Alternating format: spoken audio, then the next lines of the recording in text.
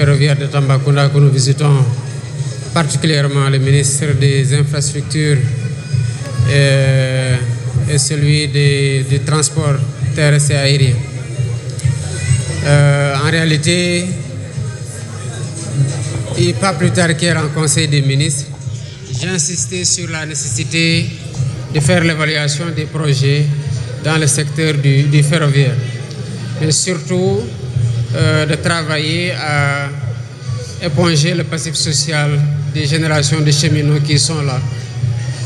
et qui réclament une certaine prise en charge de leurs droits depuis des décennies, ce qui va se faire dans les prochains mois de cette année 2026. Cette visite démontre, s'il en était encore besoin, notre attachement à la relance de l'activité ferroviaire, sans laquelle le Sénégal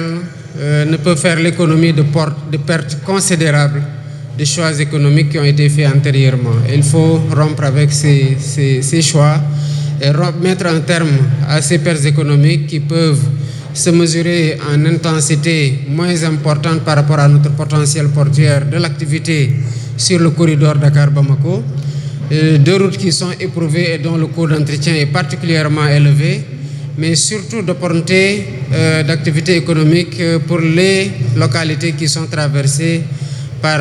le chemin de fer comme on l'a connu au moment de l'essor de cette activité dans ce pays. Très tôt dans la période coloniale, les autorités qui étaient là avant l'indépendance avaient compris la nécessité de désenclaver pour permettre que l'activité économique à travers les différents pôles, les productions puissent sortir et aller vers le port, en tout cas au niveau des chaînes industrielles. Le président Senghor, au début de notre indépendance, a travaillé à ce que nous ayons des entreprises de transformation, des industries de transformation de cette production dans les différents pôles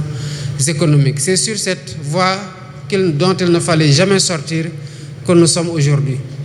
Et j'ai instruit au ministre des Infrastructures, mais aussi particulièrement au ministre des Transports terrestres aériens, de mettre au point de priorité absolue la relance de l'activité ferroviaire au Sénégal, notamment sur cette première voie. Étant entendu que l'ambition, c'est dans un premier temps de réhabiliter, de relancer l'activité ferroviaire, mais dans un deuxième temps, et c'est vraiment dans le moyen terme, c'est de construire une voie standard qui permettra de désenclaver toutes les localités traversées. Et ça, c'est un projet à l'échelle nationale pour que nous puissions à la fois faire du transport de fret, mais aussi du transport de voyageurs et développer des chaînes logistiques à travers notamment le projet de port sec que nous avons dans la zone de Tambacounda. Je sors de cette visite rassuré qu'il ne faut pas considérer que c'était un projet qui soit au-dessus de nos possibilités. Bien au contraire, avec 27 milliards, nous avons réussi déjà à faire quelque chose de totalement merveilleux en termes de relance de cette activité. Et le budget supplémentaire qui est attendu par le ministère pour finaliser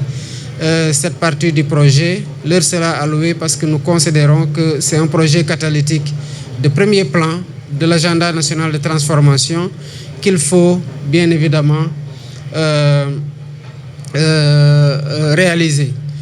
Vous le savez, nous sommes dans une année aussi que nous avons considérée comme étant une année de l'économie sociale et solidaire, mais aussi une année de la jeunesse. Je viens de visiter l'université